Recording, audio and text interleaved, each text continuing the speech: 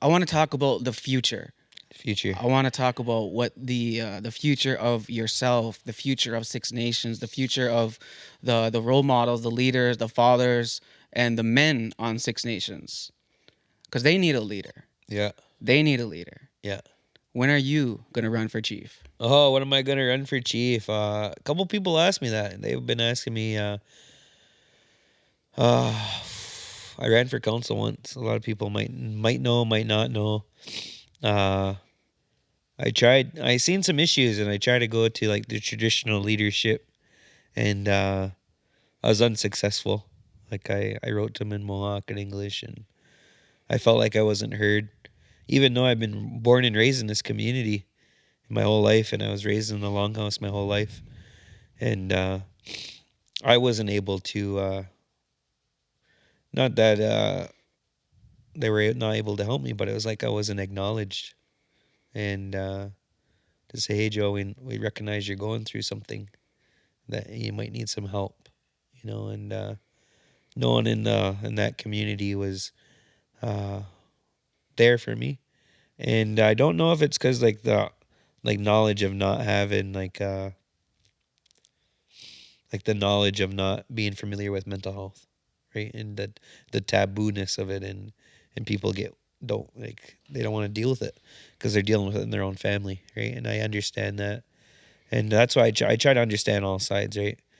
Um, so I wasn't able to get help there, and I went to council to try to get help. Uh, my goal for the community, my idea was, you talk about the future and the way that the young people are getting with money is we're getting smarter with it. Like our generation is getting better with it. I can imagine the next generation are even going to be better with it, and that's great. It's a great thing, but you see, uh, I feel like people are going to build more smoke factories and more smoke and dispensaries and dispensary factories, right? And is that what we want our community to look like? A community full of smoke factories and dispensaries. I know we need to make money, and it makes the world go around. It pays the rent, feeds my kids. The smartest thing for us of always would have been is to have one smoke factory and one smoke shop, community owned, and split it, divvy it up 28,000 ways. Help out with rent, help out with food, whatever you want to do. Get healing, maybe if you don't want to work and you want to go heal yourself, go do that. You have this income coming in. Same thing with cannabis. The smartest thing for our community would have been one factory and one shop where we all communally benefited from it. Having one each of those would have stopped the community from all these ones popping up now, right? I don't know for sure if all these smoke factories in the community is contributing to the rise in cancer. So that's something that I don't know. As a community, that's a big topic, right? We gotta talk. We gotta sit together. People are gonna be hollering and tearing up. Heal yourselves first. Like those things are. We gotta talk about the elephants in the room. You know, there's not enough land for everybody, and there's people hoarding large amounts of land. The wealthiest people in our community are hoarding the most, right? And there's not enough for everyone. Those are issues that we got to talk about too. There's a lot to talk about. And like I said, I went for counsel to try to address these issues, like thinking that if I got on, maybe I could bring these to light. Or I'm sure I know everyone's aware, but it's like people don't want to deal with them because they are such big topics. Like, I don't know. And so I ran for council. I didn't get in. I only had 12 votes. It was district still at the time. And I finally said, I'm just going to worry about my kids and my wife. And actually, that's when I quit my job. I quit my job at Ganukwisha and I ran for council. And I didn't get in. And realizing everything that tobacco is connected with in here, in our community, that tobacco does influence a lot in the community. People want to be on the good side of people, of business owners and business people in our community. But at the end of the day, we're a nation. We're we're all Ngwehome. We're all descendants of this great confederacy that once was from the peacemaker.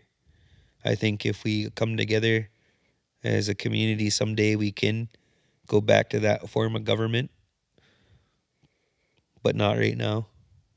Right now, I know that in my heart, like, as I was raised Longhouse, is that I thought the chiefs and the clan mothers were the head colonies in our community. But knowing our history and knowing the court rulings now, is that there's 3 Supreme Court rulings that the band council is our government, is our acting government. And if you want to make any type of change, if you want to spearhead any type of change, that you got to get in there.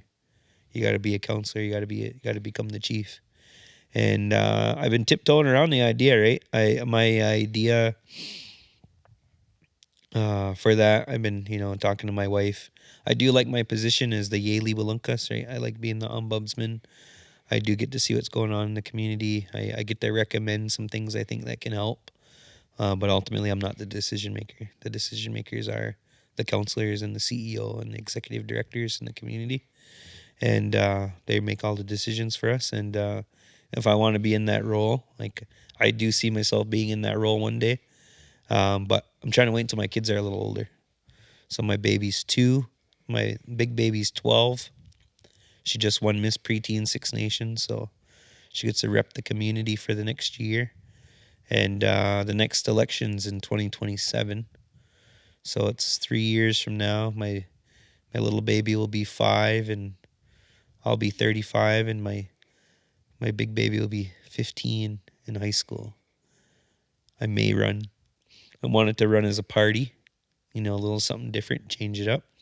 Get a chief and get 12 counselors that all have the same type of mindset that want to tackle the hard issues, because we are going to win our lawsuit.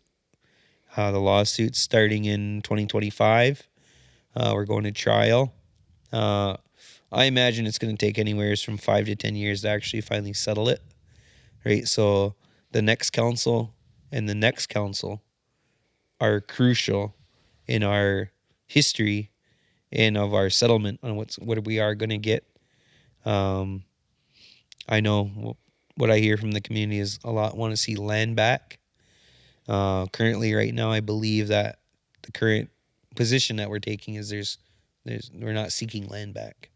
We're seeking an accounting of all of the land transactions, and we want them to specifically show that every lot was paid for and that money was put into our trust fund. And if they can't prove that, then we want compensation. And I would love to be a part of that. Like, again, I know a lot of our history from being at Gawaneo and sitting with the elders and reading myself and furthering that's my hobby, is learning about our history and learning more of the language. And I can see myself running. I've been debating if I'm going to be a counselor. Learn the roles of everything first, or if I just go right for the head spot right off the hop. I don't know. I fight with the thought because I go to the longhouse. I go to ceremonies. I don't want anyone in the longhouse or ceremony community to see me differently, and same with being a smoke dancer. Like, I don't want to, the powwow circle, like the smoke dance lifestyle. Like, I don't want anyone looking at me different being in that type of position, and a lot to think about. But I do want to be a part of the process. I do want to be part of the decision making on what we accept for our settlement. We are going to win. I know we're going to win, and I'd love to be a part of it. I really would. And if I do run, hopefully the community believes in me and has seen me and has seen how I was, where I came to be now today and what I've been through, and that I'm able to speak the language, that I know our history, that I've been in these roles in the community to really understand the family dynamics in the intergenerational trauma, in this the trauma in general, mental health, addictions, concurrent disorders, all that stuff I see on a daily basis. Like, I think that's going to prepare me for those decision making positions that I can be a part of and hopefully benefit the community, right? But who knows? It's ultimately got to talk to my wife, and she might just say, just keep being in your position. Might just quit altogether and just travel the Powwow Trail and sell T-shirts and sweaters and dance for the rest of my life. I don't know. I really don't know, but just keep being thankful, I guess, every day for now. And I'm very, very thankful to the Creator for my life. Everything I've been through made me who I am. All the bad things, all the hard things, all the traumatic things happen in my life, I'm thankful for too, because they made me who I am. And I'm just so thankful that I even have a life.